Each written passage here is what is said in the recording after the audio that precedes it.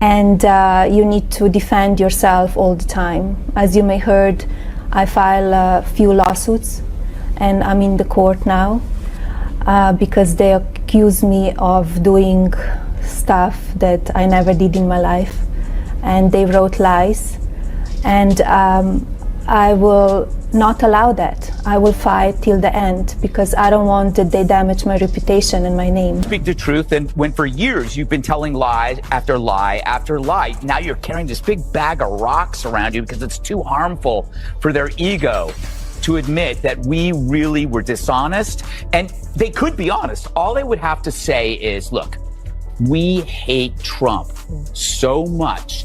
We were willing to lie about Joe Biden because we felt he was preferable. We thought our lying and our cover-up was on your behalf. Just say that. You're still scum, but at least you're on. If you thought daytime television was just harmless chatter, buckle up. Because what's happening right now between Melania Trump and The View is something no one saw coming. A $500 million lawsuit has landed like a thunderclap in the middle of the talk show world, and Greg Gutfeld is turning it into the comedy roast of the year. From Sunny Hostin's smug commentary to the very foundations of the show itself, nothing is safe from his fire. And here's the thing, you're about to see exactly how he tore the whole spectacle apart with a grin on his face and a flamethrower made of punchlines. This isn't gossip. This is the kind of story that flips daytime TV upside down. It all started with Melania herself making it crystal clear she was done letting people drag her name through the mud. In a rare statement, she explained how tired she was of false accusations, lies, and gossip being passed off as entertainment. She said she wasn't going to sit by while her reputation was destroyed, and if that meant dragging media outlets into court, then so be it. For a woman who had so often been dismissed as silent or unbothered, this was a moment where silence gave way to decisive action. And then came the lawsuit. A jaw-dropping $500 million claim that Melania Trump filed against Sunny Hostin and The View team. Suddenly, daytime television didn't feel like light entertainment anymore.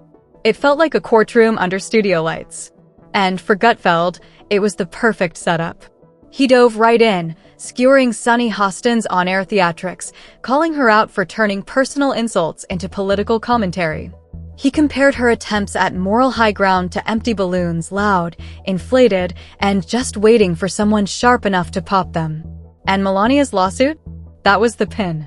The roasting went deeper than just comedy. Gutfeld dissected the way. Hostin delivered her claims about Melania, painting her as someone who didn't even seem to believe her own words, but repeated them anyway for applause. He mocked the wild speculation about Melania's marriage, her personal life, even her dislike for Christmas decorations. How could Hostin claim to know any of this? He asked with a smirk. I think she hates him. Yeah, well, yeah. Okay, so we can all agree on that. That's a given. I also think that she wants to take him out. She does not want to be the first lady anymore. They agree with you. She doesn't want to be the first lady. She destroyed the Rose Garden. Who hates Christmas? Melania Trump hates Christmas. She doesn't want to decorate for Christmas. She doesn't want anything to do with him. She doesn't want to sleep in the same room with him. She can't tolerate him. Allegedly. And she does. Yeah, how do you know all this? Yeah, I don't know. You don't know all this. Allegedly. That's why I say allegedly. He joked that maybe she was just repeating what her husband told her before airtime, since without a script she had little to offer. It was a roast layered with sting, especially when Gutfeld accused her of injecting race into situations where it didn't belong, turning a private matter into another grand performance of identity politics. People have to wonder, where does Sunny Hostin get her opinions? Yeah. Like you said, and it's obviously from her husband. She has to tell her what to say on The View, because without it, she's got nothing up there. She's not very bright. But the problem with her is that she went full racist. She injected skin color into a fairly generic behavior seen in all spouses. When the cameras turned back to Gutfeld's studio, you could see how much he relished this moment. He called the lawsuit a golden opportunity for comedy, the kind of event late-night hosts dream about. A former First Lady suing a daytime host for hundreds of millions wasn't just news, it was satire waiting to be unleashed. And he was more than happy to deliver. Sunny Hostin's past didn't escape the spotlight either. Gutfeld resurfaced the moment on PBS's Finding Your Roots, where Hostin learned her family history traced back to European slave owners. For someone who spent years lecturing America about reparations and privilege, the irony was too rich to ignore. Fully reserved Melania Trump is furious. The woman who wants to be First Lady is taking on several media outlets that she says printed false reports about her personal life. Now Melania is threatening to sue. Les Trent has the latest.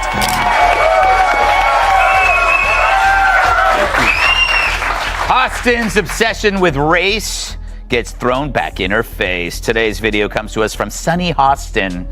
Sounds like a town. We're in sunny Hostin. She was on PBS's Finding Your Roots, a show dedicated to researching celebrity ancestry. For context, Sunny is a staunch supporter of reparations and has made a fortune spewing nonsense about white privilege and racial justice. Gutfeld highlighted her reaction, shock, disbelief, and awkward rationalizing, and twisted the knife by pointing out the hypocrisy. He painted her as someone who profited from outrage while ignoring uncomfortable truths about her own past. It wasn't just roasting. It was stripping away the mask. Well, turns out she's not as oppressed as she claims she is. She's actually the descendant of slave owners from Europe. Here's how she took the news. Roll it. Wow. I'm a little bit in shock. I just always thought of myself as Puerto Rican, half Puerto Rican. I didn't think I was, my family was originally from Spain and slaveholders. From there, Gutfeld built an image of chaos behind the scenes at The View. He imagined producers frantically scrubbing through old episodes, lawyers sweating over transcripts, interns desperately searching whether smugness could be considered a legal defense. The absurdity was part of the punchline. To him, every fiery rant and smug interruption Sunny had ever thrown at Melania could now become evidence in a courtroom. The idea of a legal team binge-watching The View for ammunition was both hilarious and devastating. So how are you feeling, my friend? I think it's actually pretty interesting that my husband and I have shared roots. Yeah. So I do appreciate that. And I think it's great for our children to know this information. I guess it's a fact of life that this is how some people made their living, on the backs of others. Fact of life. Interesting change of tune. For more, we go to our chief Sunny Hostin correspondent for a reaction.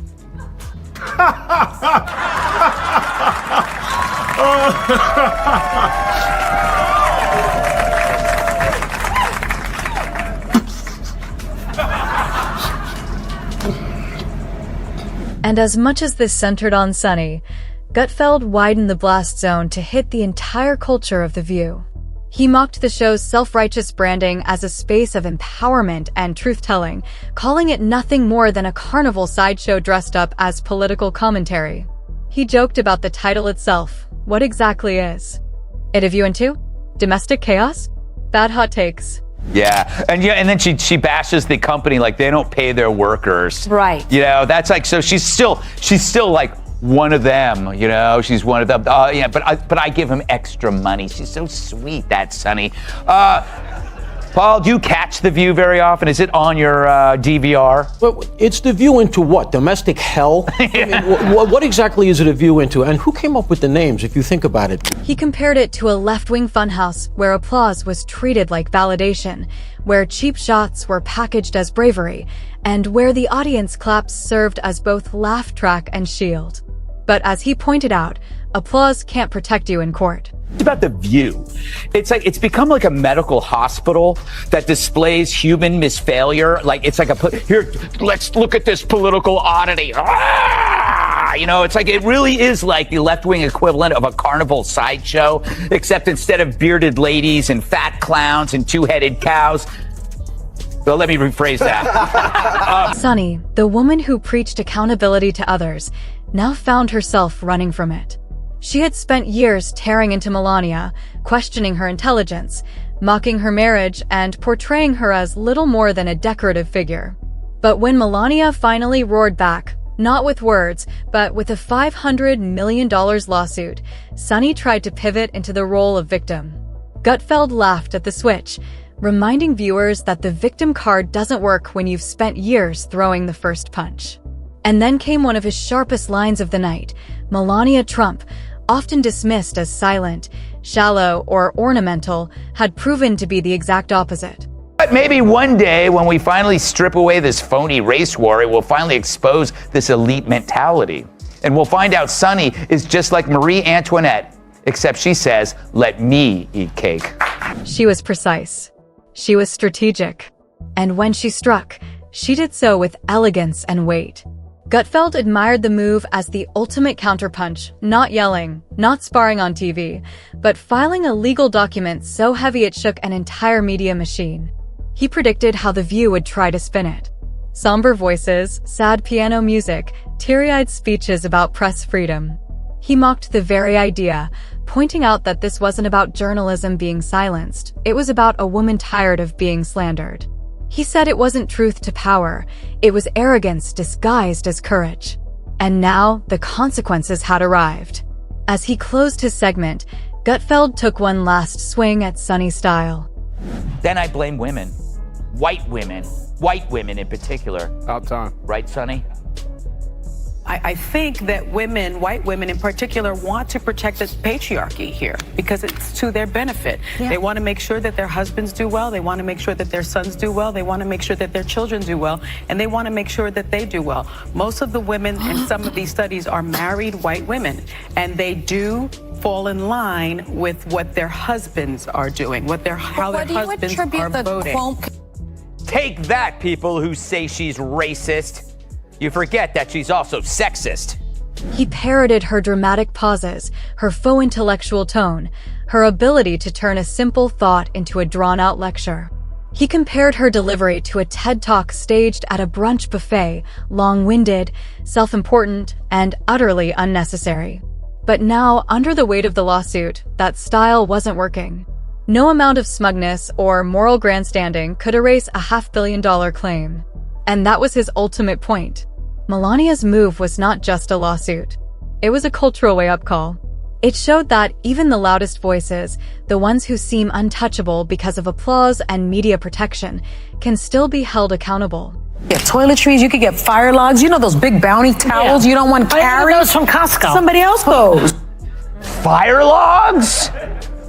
She had to tell the audience that she tips big because even she knows she sounds insufferable. This dame probably virtue signals on the toilet.